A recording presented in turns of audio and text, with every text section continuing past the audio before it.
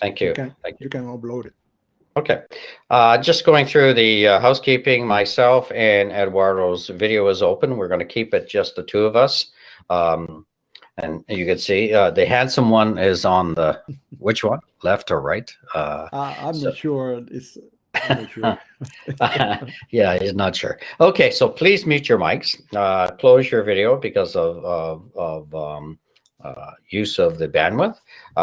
Also, you notice that we've already posted the form that we'd like you to fill in on this session. So all the questions, please pop them into the chat box. I'll be forwarding or interrupting Eduardo as he goes along and make him accountable. So we invite a lot of great questions. And let me go to the next slide. Okay, our purpose, our weekly live sessions is focused on the in-depth discussion on the module topic. We don't cover the entire section that we're doing today on infrastructure. We drill down based on the expertise of our guest lecturer, as you've seen in previous cases. What we do is this recording, and you can see it's recording now. It takes a little while. This is big blue button. It's not the same as a live stream or Zoom. It takes 24 to 48 hours. And so there's a bit of a process that had to be converted. And then what I do is I upload it to our playlist. We post it onto the website. We mention it in the announce list, and we send it to the Facebook site. So all those people who could not make it, or if you liked what you heard and you want to listen to it again, it's your live session for you to view. And this is for your benefit as well, Eduardo. About 15 minutes we'd like to reserve so it's now a couple of minutes past the top of the hour. So about 15 minutes at the end, we try to encourage people to ask questions. Okay. And at the end, we have a short survey, which I've posted into the chat. And what we invite you to give us your feedback on the speaker. Next slide. Okay, here we are. And we welcome Senor Eduardo Diaz. He's based in San Juan, Puerto Rico. He spent, I don't know, how many years did you live in the United States? About 10 or 12. You mean when I lived there? Yeah. Yeah, about 10, 12 years when I was working in Bell Labs. Yeah, so, sorry, which company did you work with, or many companies? AT&T Bell Laboratories. Okay.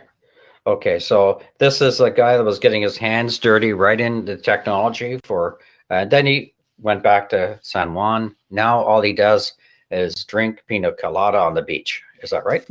No, whiskey, no. Man, whiskey. Whiskey. So, so he does a couple of things that I know very, very well. He's the esteemed chair for NARALO. I believe this is your second term right now with NARALO. So NARALO does I would say some of the most progressive things within the ALAC community. And the other thing that he's deeply involved with is the ISOC Advisory Council. But he's got many, many, many more things that he could mention. But let me just finish these slides, and then I'll turn it over to him. And then he can sort of give a little bit more background that's relevant to infrastructure. So let me just turn to the next slide. And this next slide is, here it is. As I mentioned before, Dr. Lee McKnight will be talking about development next week. So start saving up your questions on the whole theme. Read through the section on development. Again, this is a self-paced course, so you're welcome to go run through the sections. And just a couple of things. Remember, you can take the quizzes many times. It's a memory aid. You need to get 80% on the quizzes, complete all the quizzes in order to be issued the certificate.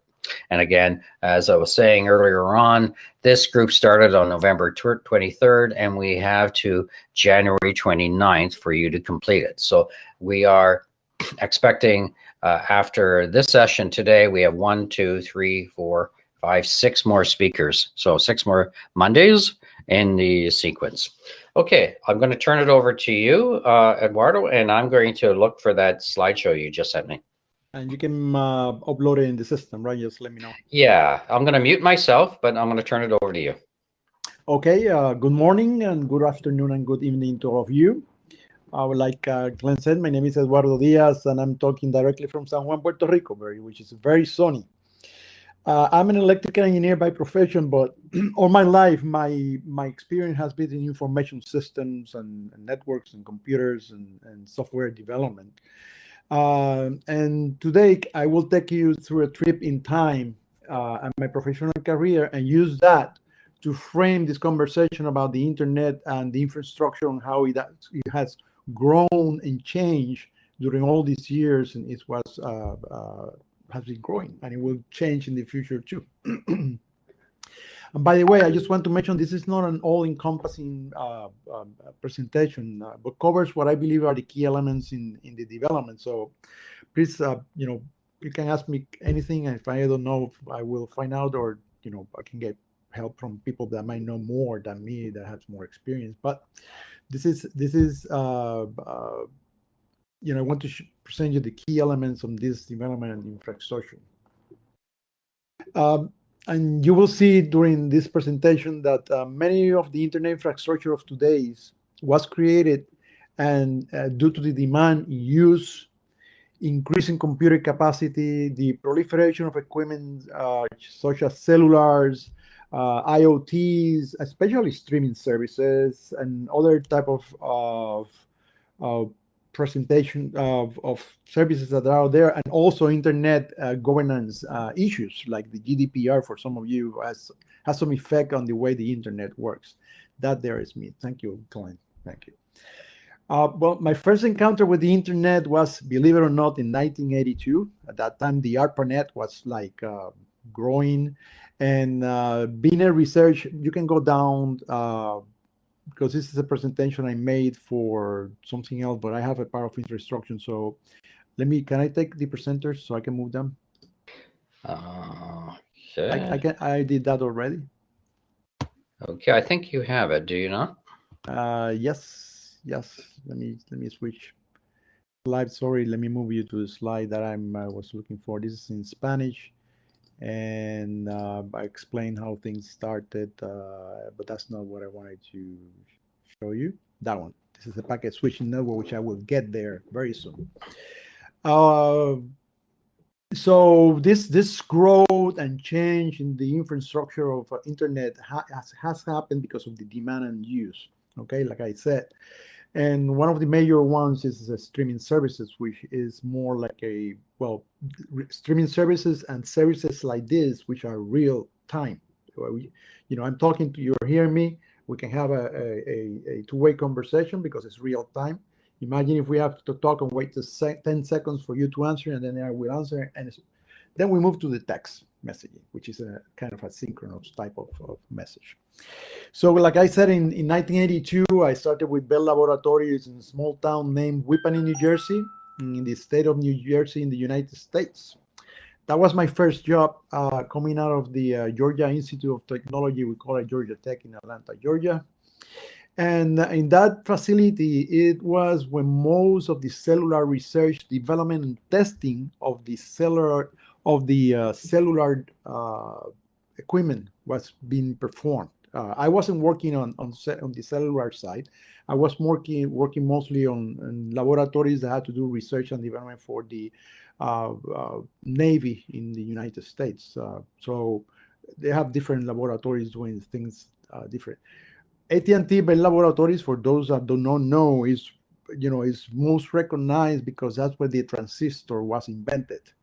There's an excellent book which is called The Idea Factory, which I recommend you to read it. And it's all about AT&T Bell Laboratories and all the things that we use today that were invented in that day. In fact, the cellular network, the way we know it today, was invented in 1942. I mean, there's actually a white paper, like, just like in a laboratory paper like this, with the picture of all the cells and things like that. The reason it was not put it was not being able to be built at that time is because it didn't have access to the spectrum of frequencies as we have before. I mean, now. Before it was like, everything was occupied mostly by the military and TV and radio stations, stuff like that. And this required all different kinds of spectrum. So it was an idea that was put on the side since 1942. But like I said, I recommend the book. It's called The Idea Factory. But the thing there is that being a research facility, we were connected to the ARPANET and connected to many other facilities around the United States, other universities, other laboratories, the military, and many other private companies that were doing things with the internet.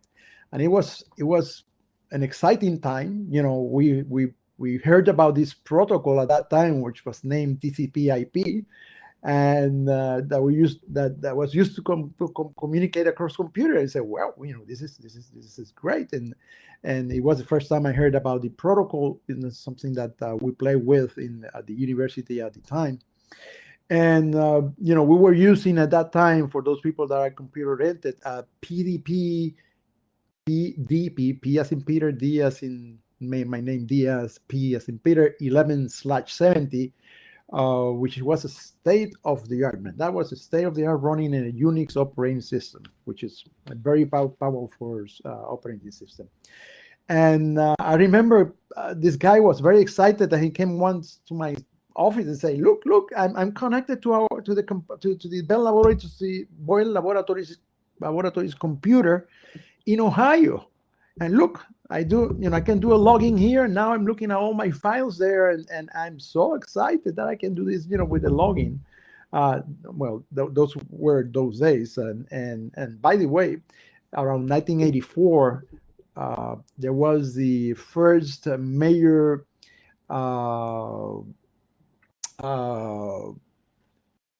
virus that was worm that was sent through the internet, and I forget his name now. But his father used to work in Bell Labs. The guy, it was Morris. Morris, that was his last name. And so, having been able to log in from where I'm now to another computer is not something that happens easily these days. But at that time, it was very easily. And also, it was my first time that I used to use emails. I have been using emails since 1982. That's the way we use to communicate around all these other research facilities. But it was very interesting because I have friends from school that moved to California, and they were doing something at the University of Berkeley, and I couldn't send an email directly to them. I had to go, I have to find a path. I have to send, a very long email that says, go to the University of Chicago, and then in Chicago, go and connect to the one in Texas, and then from Texas, connect to this address in Berkeley. And that was the way I used to send emails to my friends, and then they would, reply back through a different path or the same path. So, and these guys here that you see, let me go up one slide. That's not the other way. I'm sorry for this. Okay, these guys, we're playing with packet switching, and packet switching is nothing else that connecting. It's the precursor of the TCP/IP, and basically what it does, it takes messages, and they put them in packets and then send them from one computer to another computer, and the other computer will take it and then reassemble the packet, and will read the message in the right format. Now, TCP/IP came out of this research, and this there was a network in 1984 that was called the Packet Switching Network. X25 was called, and I also used that to send emails around the United States at that time, which wasn't using the TCP/IP, was using a different protocol, which was also something similar was being used at the first, when they were starting building the ARPANET. They came up with this idea of sending packages done between computers. By the way, I don't know if you know that the motivation of doing the internet was mostly to move the control and of the military, the command and control of the military, which was centralized. They wanted to spread it out across the whole United States. So if some parts of the United States were they were bombarded with nuclear bombs. Another part could continue the sending command and control, and that was the main motivation. That was the whole thing about packet switching and routing and all these things. And that's what made the internet what is called the network of networks.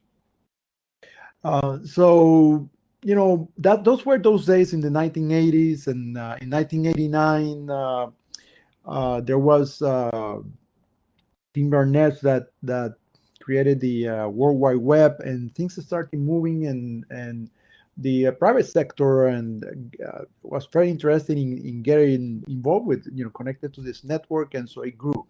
So in the 1990s, the internet as we know it now was made commercialized. It was commercialized, and there were a couple of people that I don't.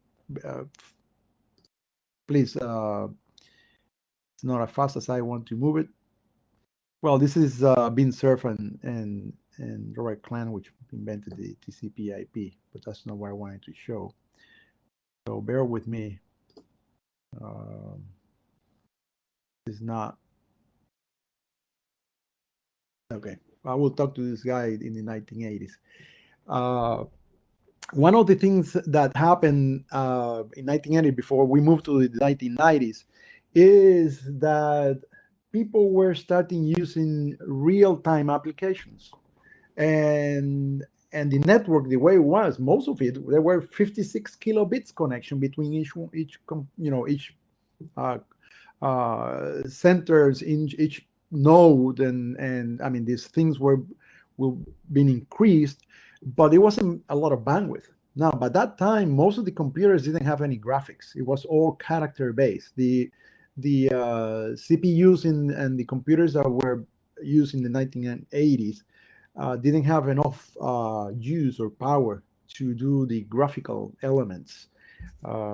So that will change later on with the Mac and then Windows moving into the graphical interface and so things like that. So character-based messages, they didn't require that much bandwidth as, for example, what we're doing now. We're doing real-time talking. I mean, we couldn't do this at that time, but then there was a need in the TCP/IP protocol of having a piece of protocol that didn't have all the whistles and noises of the TCP/IP, because the TCP/IP has many check and balances in terms of error correction and things like that. So this guy, David Patrick, in the 1980s, invented the UDP, which was the user data protocol, which what it does is what most all of these services that we use for live stream and real-time thing is what is called a user data protocol, which means I'm going to send you this data, and if you get it, you get it. If you don't get it, well, then you get an error, but then you're going to continue to get packages on, and all this error correction wasn't done at that time because it's too much to manage real-time connections and in that slow bandwidth and the power, the type of computer that we have at that time. And this is the protocol that all the stream services uses right now, UDP. They just send packages, and if you miss one or two packages, when you're reading or you're hearing, you probably will not hear the click or whatever. You will not be, you can continue seeing whatever you're seeing or talking like we're doing now. So now let's move to the 1990s. There was the Clinton administration at that time. That was Al Gore that started talking in 1992 about the highway of information, and people say, "Well, what that is? What is that?" I said, "Well, it might be the internet that I have been using for 10 years now." And it was in 1995 that then you started seeing more and more things, the internet started opening, and then you saw a rush of a lot of people and companies taking over this. And they saw that, it really, that time in the 90s when these internet started growing and growing to not only in the United States, but all over the world.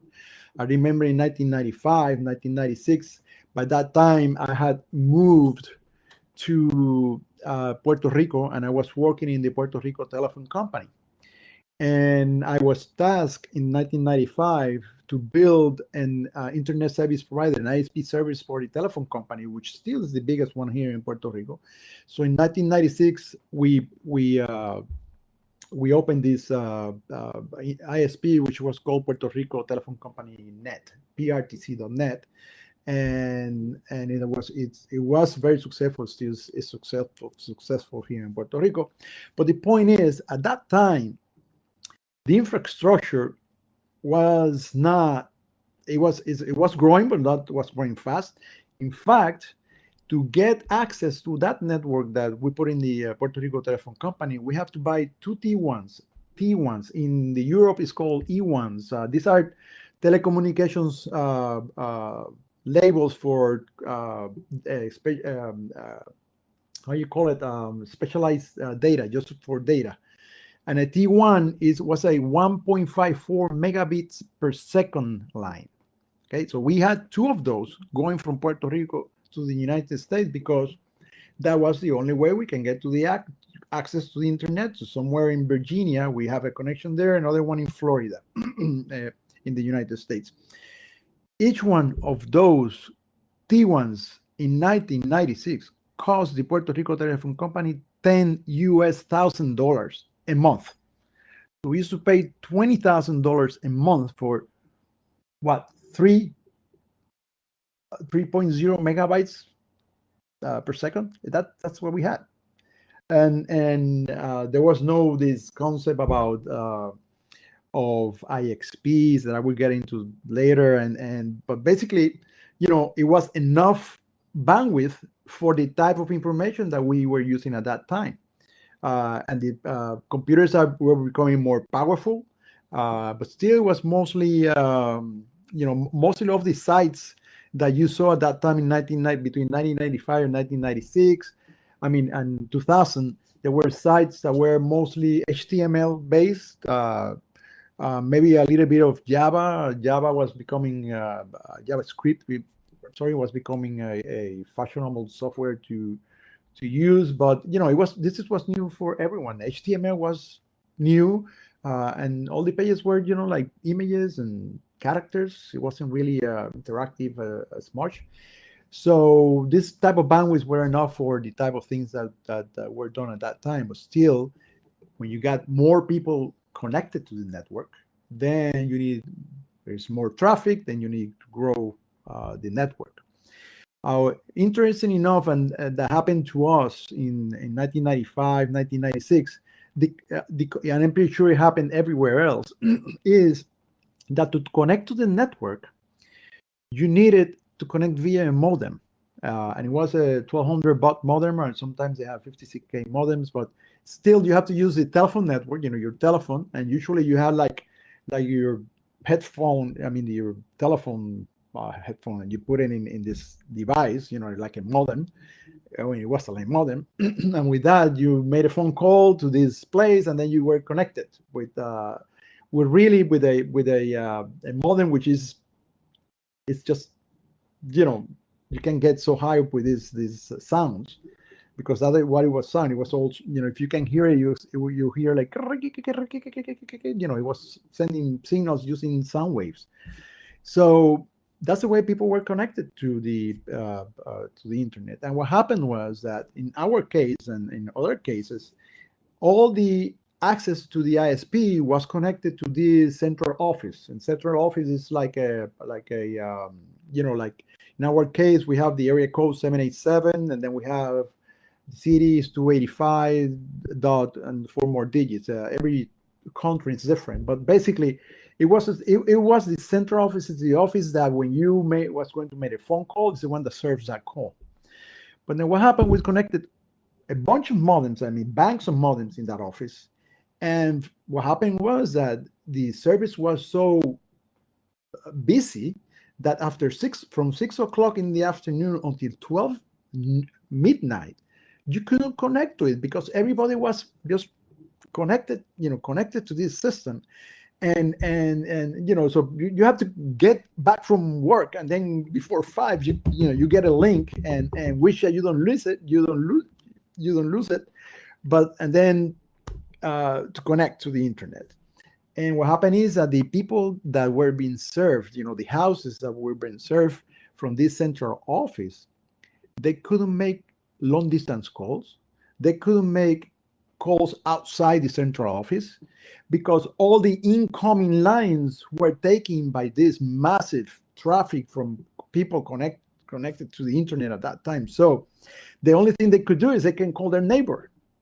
And that created a big problem in that central office. And we heard about the same problem happening everywhere else because really people didn't know about how big this thing about the internet, how it was going to explode, and people were interested in this. And basically, we set up the network that we set up for the ISP was set up for 1,200 subscriptions to internet for a whole year. That's how we plan it. We got the 1,200 subscribers in 1 week. So you can imagine how busy we were just adding more and more equipment and more bandwidth in the back end.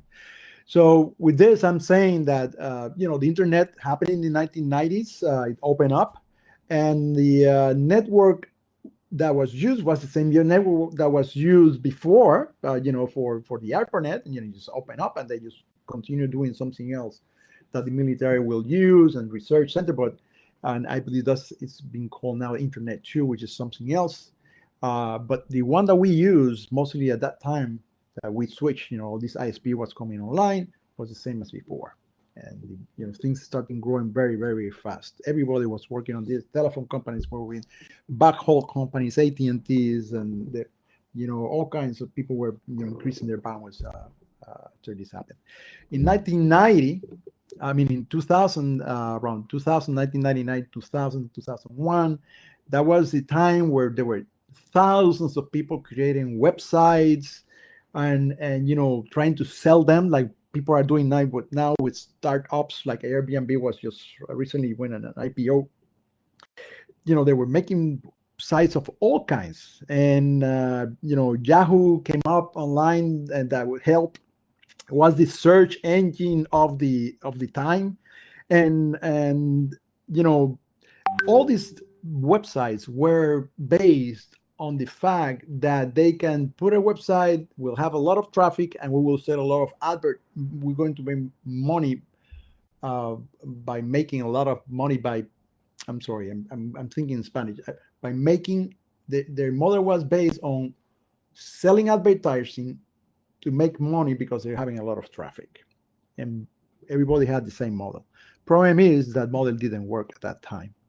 The legacy media, newspapers, radio, all that stuff was the mean of people to look at information and stuff like that, and to put the advertising. So in the 2000, 2001, there was this explosion of they call it the computer boom. Everything exploded. People went bankrupt. In fact, there was a computer manufacturer with the name of Sun Microsystems, which their computers were excellent. They went bankrupt because they couldn't sell any more computers. Period. They went bankrupt. Somebody acquired them.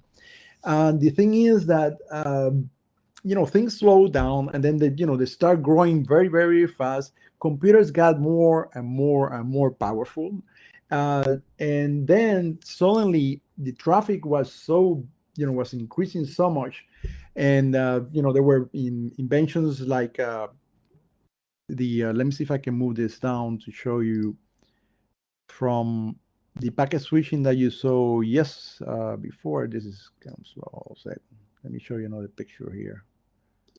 This is just talking about the DNS and 13 Barnes. By the way, this guy, this picture is famous. This guy, Ira Magaziner, which not many people know, was the person that made this happen. Making the transition between a ARPANET and the commercialized internet. This is the guy. Read about him, Ira Magaziner. There's a couple of videos that are very good that you can find on YouTube about how all the things that he had to do to make sure this was a network that will be used not only in the United States but all around the world. This is the guy. So I encourage you to read about him. This is not the picture. Okay. So I don't know if you have heard the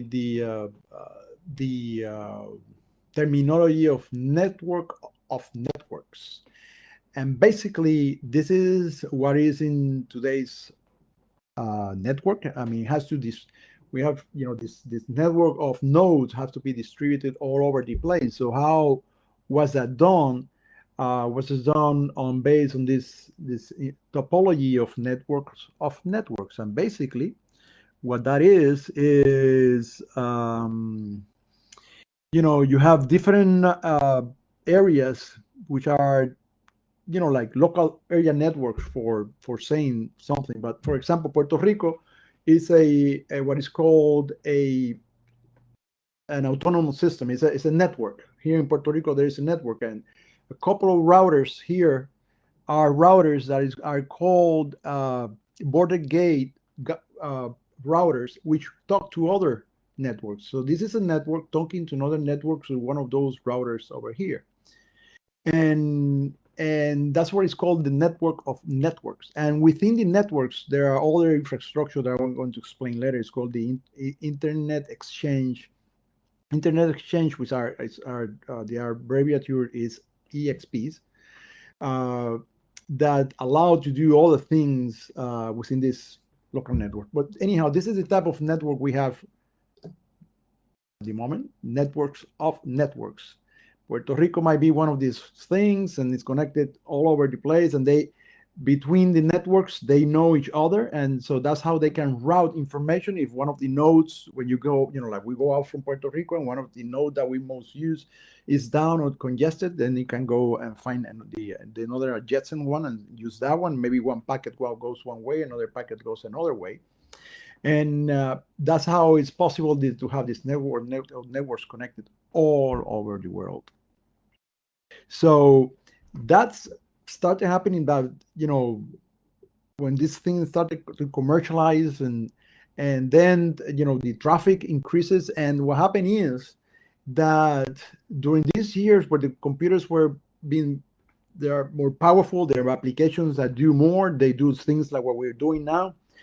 You couldn't be there were most of the time when you were connected to an application at that time in the early years of 2000s, you were talking directly to a computer server, farm somewhere, like from here to, let's say they're in California, we were talking to them directly, and they were serving your data, and they were serving everybody's data. And what happened is that you have to travel all the way there to wherever this computer is and bring the data back to where you are. And with the increase in traffic and the increase of the complexity in the applications, such as the one that we're using now, it was not going to grow because imagine everybody going to a central point to get information and take it away. So what happened is then the servers itself, they started to move closer to the edge. That means closer to you, closer to where you are. In fact, not as close as I've been here in my house, but very close. And that's when they start talking about the internet exchange points, IXPs. Well, usually you have, like in Puerto Rico, you can have all the traffic in Puerto Rico in one zone, and then send it through this inter-exchange point where people can exchange traffic.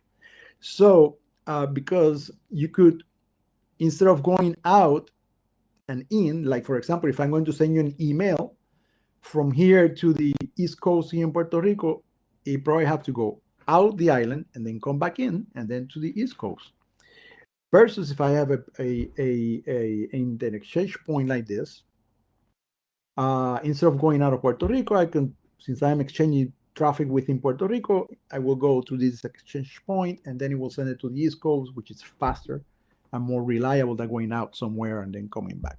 So that's what I'm saying. Things were coming down to the edge. Then one of the biggest applications out there is streaming. Watching TV. This video conference that we're doing now, and remember this guy with the UDP, and things have to happen very fast.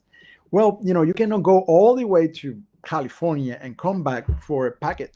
A stream packet. It definitely will congest the network, and probably it will have so much congestion that you will not be able to use the internet because of all this traffic, streaming traffic happening. In fact, Netflix, I believe, is still the largest streamer in the whole world. So what happened is they start inventing these things called the content CDNs, content development networks. I don't remember the CDNs. Oh, sorry, hold a second, because I get confused with the CDNs. Well, they call CDN content something networks. I will find out later. Alfredo, if you can write it down, please. I will be happy for you to put down what CDN. Anyhow, these are computers that are put right on the edge. Now, what happened is when you connect to Netflix, for example, you have, and I have a picture here to show you what happens. So how this looks like.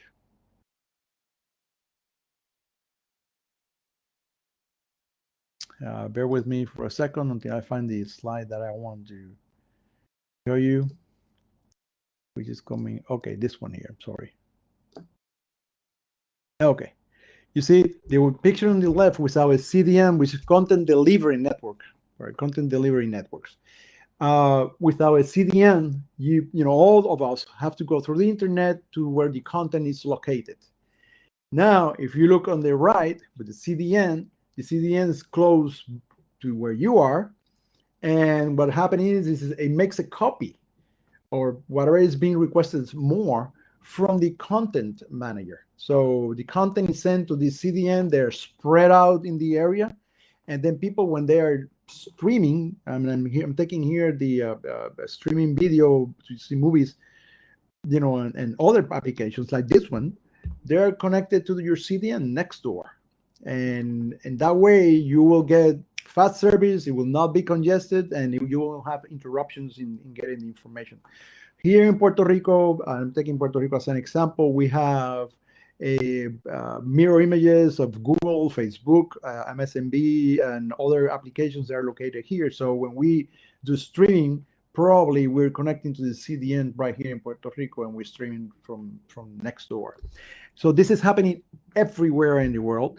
And in fact, you as an application manager, if you have an application that is very, it grows exponentially, you will use this service. Amazon offers them, Cloudflare and other big services are using this. In fact, to deploy your you can have an application and you can host it in a place, like GoDaddy.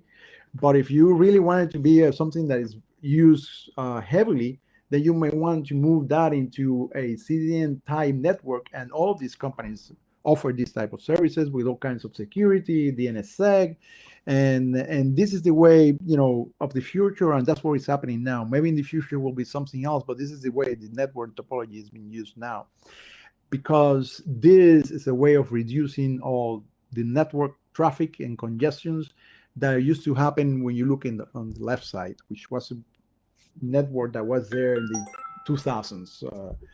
Also, having the cellular phone, now smartphones that are connected all the time. So you double that because you have the desktop, the cellulars, and all these wireless devices, and IoT especially if they, they're transmitting video through the network. So that's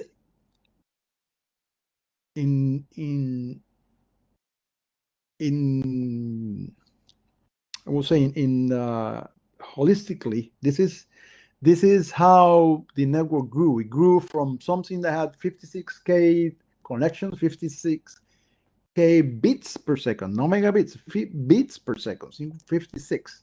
to something that got many, megabits per second. In fact, here I have fiber to the home, and I have 1 gig both ways, which is more than what I need, but it's there if I wanted to use it. And this is all possible because of all these type of networks and things that are happening, and also the fiber helped. It's who knows in the future what's going to happen with mostly connections that we're doing now by wire. They will be all wireless in the future. But when you were able to get speeds more than 500 megabits and even thousands of megabits in the future, it will be all wireless, and you can move along, and basically the internet will be ubiquitous, means it will be everywhere that you go.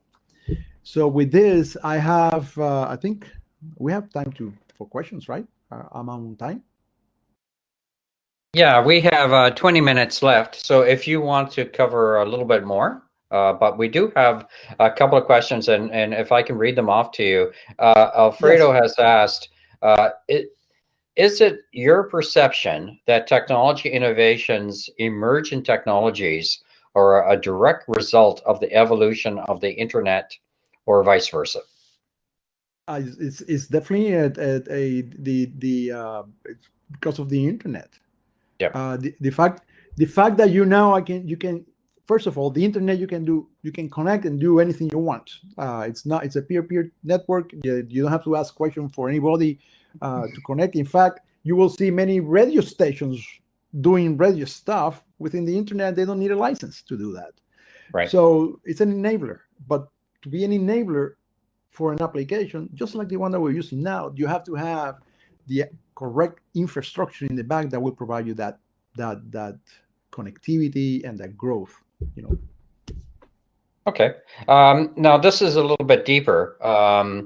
What is the role of the IETF and IEEE in terms of the creation of the infrastructure? Of the curation. Yeah. What's the role of the IETF and IEEE in the formation of these technologies? Well, the IETF and the IEEE, it's standard bodies and on technology. They come up with standards, and they are the ones that look at the foresee problems in the future and how they try to they work on protocols and changes that will allow this growth in the internet. An example of the IETF that I can take that is very easy, that is very understandable, and it's very well advertised, is the fact that the addresses in the network, the IPv4 addresses, we run out of them because when the fathers of the internet created the TCP/IP, they thought, so many addresses, it will be like, that's too many. And what happened is that they're gone. So in 1998, 1999, the IETF already developed the IPv6 because they knew at that time that eventually the others were going to run off. And that's what happened. And so that's an example of one of the things that the IETF does. However, and the IEEE also does some standards, but Glenn, you are more versed on the IEEE than I am. I know more about the IETF. But then let me tell you something. The IETFs also, even though they create protocols for the internet and all kinds of, and they do this in a bottoms-up type thing, and keep the internet growing with, these different protocols and such. They made one protocol which is causing a lot of question marks in the domain name system. And that is the DNS over HTTP. I don't know if you have heard about DOH, the DNS over HTTP, where now using your browser, know the DNS resolver and the way the DNS system works now, which goes, when you hit the key, goes out and does his thing and find out what the IP for the address that you want. They send it back to you. But now, using your browser, Firefox, Chrome, I'm not sure if Safari has it done, but I know Firefox is doing it now. You're going to find out that when you do the translation between the names, the URL, the names add to an IP, you go to a private company to do that, like Cloudflare, Google, to do that DNS translation for you, because you're using the browser to go to these companies that are providing these services. And the reason they created that protocol is because the DNS protocol that is being used right now doesn't have any encryptions. I mean, you can actually read it, where people are traveling to, where people are seeking, where what kind of addresses they're looking for. But with the DOS, all that information is encrypted. So you will not be able, they have to create this protocol, and just because they want to encrypt the DNS information, so they created this protocol. And the problem is that you're putting in the hands of private companies a whole domain name system that can be used to do other stuff, because the DNS system that exists today is open, is public, is spread out all over the world, has a root which is maintained by the IANA and ICANN, and then from that everybody copies to it. But this is different. This is Google, Cloudflare, other companies doing their translation. Probably in the back they use the DNS system, but between you and the browser is them, which is not a public hold, bottoms up made up company. It's just private company. So the IETF created the protocol to do this in encryption, but they didn't. I don't know if I'm not sure. I'm talking here with, maybe this is hearsay, but what was the effect of putting out that standard out there to the future of the DNS system and its stability and the end user? It was such a sort of conundrum that the IETF passed, or the IEB, the Internet Architectural Board, passed a resolution that all the protocols that are being created in the IETF has to pass a user test in terms of how it affects the end user before sending it out. Because if you start using this DOH, you kind of put applications out there that will not allow your kids to go here or go there, because it goes through the browser itself. So that's one of the effects of this protocol. Apart from doing, the one doing the DNS is a private company. Sorry. That's what I said. Mr. McKnight. Okay, I'm just looking at the questions. A couple of things Alfredo is just pointing in. He just provided what DOE is, and if you'll notice in our infrastructure section, we do have some videos and links to explaining what DNS over HTTP is. In fact, there's a good summary with ICANN on that issue. But he also brought up the issue IPv4 and IPv6, and there's a lot of discussion on this, and in fact India has had the highest adoption rate of IPv6 in the world as a country. Did you want to make a comment on this, and why is it an important aspect of the new protocol? Can you repeat that again? I was just mentioning that we have two standards, one IPv4 and the other newer one is IPv6. What's the difference of the two, and why is it significant? Okay, let me show you I believe the next slide here will show you that. Perfect, thank you. Well, if you can see with IPv4, you can have only what is that? 4,294,967,967,296 addresses. That means unique addresses. That means, me, you, everybody that connects to it, and IoTs and all kinds of places. So those addresses run out. I mean, we have more people on devices than addresses that we can give, because remember, for the internet to work, everybody have to have a single address. This is just like the post office. Your house where you live has an address. So if I send a letter to that address, it will get to you. It will not get to your neighbor or anything else. It will get to you. It doesn't matter where I am or in the world. The internet is the same thing. So those addresses, they ran out. So with IPv6, what they did is increase it to 124 bits, 2 to the 124. So it's that big number that is there, and I have seen what people say about this number. It says, like, you can give out 50 million addresses every second to everybody in the world, and in 50 years you still have X number of addresses to give away. So basically, this will never end. I mean, this is a number that will never will get exhausted, at least in our lifetime or the world lifetime, because they're like that. I'm on the opinion that what is going to happen with this is that that every electronic device has a MAC number. Well, there is no reason why every device could have an IP number.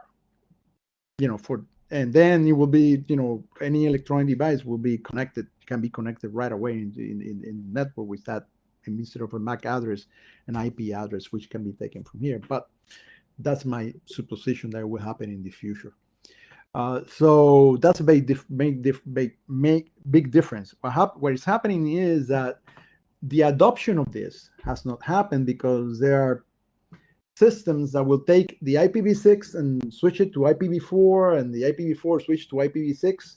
And for example, you will imagine that all the big companies will already have this. And I went to my host service, which is GoDaddy, and I asked them, I want IPv6 for my for my website. I said, well, no, we don't offer them. I said, what? I said, no, we don't offer them. And why is that? Because we have to, not too many people want that, and we cannot go through the hassle of changing the equipment, things like that, for only 1 or 2 or 3 or 4 100 people. So there you have a big company just using IPv4 because money. It didn't make sense to move to IPv6. But with IPv6, you have other things that you can do. I have more than IPv4, maybe other types of protocol, other types of services that you can offer with that. So that's a big difference. It's the number of addresses. Okay. I'm just looking at the questions, and actually you answered Clementa's question. She was asking about the challenges, and perhaps we can elaborate that a little bit more. Any reason why some countries have adopted IPv6 so much readily, or what are some of the barriers that need to be removed? I know that the RARs are very hot, like your ARIN in North America, RIPE, and AFRINEC and APNEC and LECNEC are all very active in educating people on the migration. So is there some things that need to be done or be proactive? Well, I think it has to do with money and education. Remember, the systems are managed by people, and switching from IPv4 and IPv6 is not easy. I mean, you have to understand the protocol. You need to understand how things connect to each other. Yep. And I would say it's about education. So all these people that you mentioned, all these RRI, provide lots of education to ISPs to move from IPv4 to IPv6. And the other thing is that you have to change the equipment. So, it has to do with money. So I said, well, what's the benefit of me changing to IPv6 if I can still use IPv4? So people are not doing it. Now, if we were going to put a new equipment, then usually, yes, IPv6. In fact, all our computers are IPv6 ready for a long time ago. I mean, it has been like that all the time. Our cellular smart cellulars are IPv6 ready, but if you connect into a site that it's not IPv6 ready, it will switch to IPv4. So it's an education process, and eventually everybody will be in IPv6 because if you want to grow, you have to move to IPv6. Period. Right. I was just looking back to messages from Alfredo. Alfredo is having major renovation work next door, so he's muted for this session today because of the noise factor. But I've posted this session's survey already. But one of the notes he mentioned earlier on in the call, and I'll just read it back. We'll be sending out a mid-course survey this week or next week. So do look in your email. You'll be seeing that fairly soon to get feedback on the course. Now, I just need to emphasize that for those people who are on this call today, not so important, but for most of the students who can't make the calls due to work obligations and time zone differences, remember, most of our students in our program are from Asia or Africa. It might be their dinner time. It might be very inconvenient for them. So we try to record all these sessions and share them as best as possible, which includes the Skype chat and all the links. But we have a few more minutes. Is there anything else, Eduardo, that you would like to share with us? There's another question by Enoch Samuel. Yeah, let's just see. I go back. Okay, it's quite a long one here. Well, Zakira, first of all, what are the new practical methods that transition from IPv4 to 6 to save costs for the organizational networks? So it relates back to the previous question you were saying about cost. Is there any practical methods that can be implemented to save costs? Well, I'm not an expert in IPv6 and on the details of the protocol per se. So, I don't manage networks and things like that. But so what I hear is that, part of the cost is that you have to educate your people, and you have to maintain this equipment, and you have to understand the protocol. And if you don't understand the protocol, your network can stop working just like that, because it will not perform in a sensible way. I mean, it will probably have bottlenecks, or it will connect to things that are not supposed to be connected. So you have to be very conscious of what you're doing. So that's one cost right there, and you have to change the equipment. I'm not sure what exactly has to be changed in the equipment, but changing the equipment is a major thing. It's major things in terms of service downtime, downtime services which we probably will not want to have. So that means you have to have equipments in parallels and things like that. That's why it comes to my mind. It's not easy to switch from one protocol to the other one. Due to time, I'm just going to paraphrase what Enoch is excellent comment he's from South Africa. Enoch basically provides his observation in terms of success rates for DOE versus regular DNS. But he basically wonders, do you see DOE scaling as good as regular DNS? Yes. And, you might seem in what he says about performing in better in low resource network. Look, if I put my mother to work in the internet, she doesn't care. I mean, she sees the button. If you have to wait 2 more seconds or 3 more seconds to get the information. Well, to me, it's okay. I will see it. I see this scaling and I think it's happening, if the browsers will allow you to use it as default. Because in Firefox, for example, you can use DOH or the regular DNS system, to get your translation done. However, I'm not sure if it's a default, it's DOH.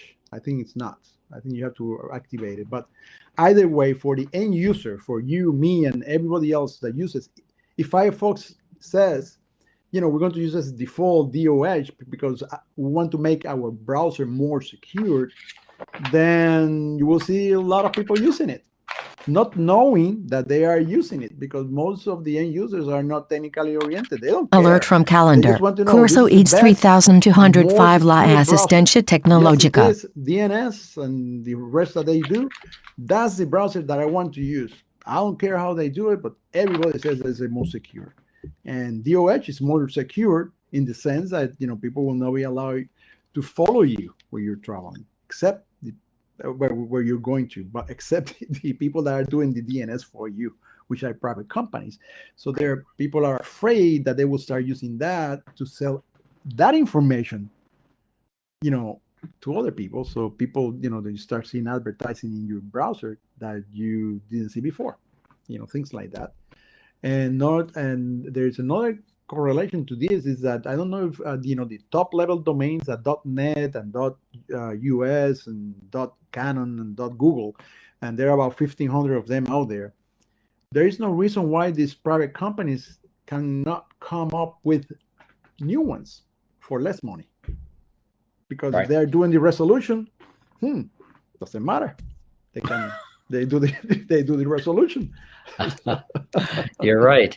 Hey, the hour just has flown by. I can't believe how fast it was, and we'll need to continue the dialogue, and we encourage people to post their questions or comments, and Eduardo's signed up as well as one of our teachers on our course, as well as Bill. As you can see, Bill Joris is on the line as well. So all of us can respond, and please, if you have some insights, add to the discussion. So this is the session we had today was to spur the discussion in the on this topic.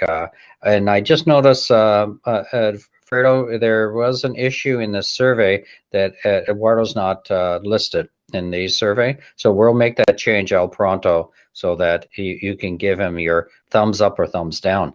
Thanks again. We thank everybody for coming on today, and the video should be out soon. Don't forget, next week, Dr. Lee McKnight will be on the call. And again, thank you again, everybody, for joining, and especially Eduardo. Thank you. Thank you, and have a happy holidays all, wherever you are. It was a pleasure. Bye-bye.